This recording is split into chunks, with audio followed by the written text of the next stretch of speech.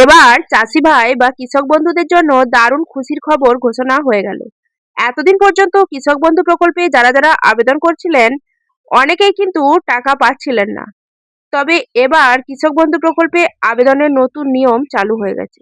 রাজ্য বাজেটে সেটা নিয়ে অলরেডি ঘোষণা হয়ে গেছে। হ্যাঁ বন্ধুরা, এবার থেকে যদি আপনার নিজের জমি নাও থাকে, আপনি হয়তো অন্য কারোর জমিতে চাষ করেন, তারপরেও আপনি কিন্তু কৃষক বন্ধু প্রকল্পে আবেদন করতে পারবেন। বছরে 10,000 টাকা কিংবা সর্বনিম্ন অর্থাৎ সব থেকে কম 4,000 টাকা সুবিধা আপনি পেতে পারবেন।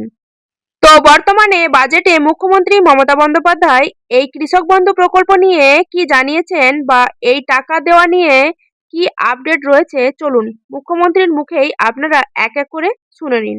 আগেই আমরা কৃষক বন্ধু 10,000 টাকা করে দিই, যার 1 একরের বেশি জমি আছে, যার তার অনেক কম, তারা 4,000 টাকা করে পায়। এবং আজকে ক্ষেত মজদুরটাকে সংযোজন করা হলো।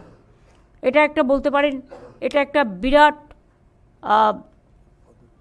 পদক্ষেপ। বিশেষ করে অনেকে আছে যাদের জমি নেই কিন্তু অন্যের জমিতে চাষ করে, তারা কিন্তু চাষটা করে, কিন্তু তাদের জন্য 4,000 বছরে 2,000 করে দুবারে দেওয়া হবে, রবি আর খরিফ মরশুমে, সেটাও করা হয়েছে। এছাড়া অনেক গরিব চাষি আছে যারা পাম্পে করে জল তোলে বা ধরুন নলকূপে জল তোলে। গভর্নমেন্টের খরচাটা ছিল 1,500 থেকে 2,000 টাকা মাসে, আর প্রাইভেট থেকে নিলে ওটা 2,500 3,000 টাকা হয়ে যেত। ফলে ওরা এক্সপ্লয়েটেডও হচ্ছিল। সেই জন্য তাদেরটা পুরো ফ্রি করে দেওয়া হলো, অর্থাৎ 1 পয়সাও এর জন্য দিতে হবে না। এটা একটা চাষি ভাই বোনেদের কাছে, এবং বিশেষ করে যারা গরিব চাষি, যারা পারে না জোগাড় করতে, তাদের জন্য একটা বড় পদক্ষেপ। তো দেখতেই পেলেন বন্ধুরা, কৃষক বন্ধু টাকা দেওয়া নিয়ে একাধিক বড় ঘোষণা করেছেন মুখ্যমন্ত্রী মমতা বন্দ্যোপাধ্যায়। আপনি যদি নতুনভাবে কৃষক বন্ধু প্রকল্পে আবেদন করতে চান, আপনি যদি একজন চাষি বা কৃষক হয়ে থাকেন এবং আপনার নিজের নামে জমি নেই, কিন্তু তারপরেও আপনি অন্যের জমিতে চাষ করেন, তো মোদ্দা কথা আপনি কৃষক বা চাষবাসের সঙ্গে যুক্ত রয়েছেন, তাহলেও আপনি এই প্রকল্পে আবেদন বা এই প্রকল্পের সুবিধা কিন্তু আপনি নিতে পারবেন।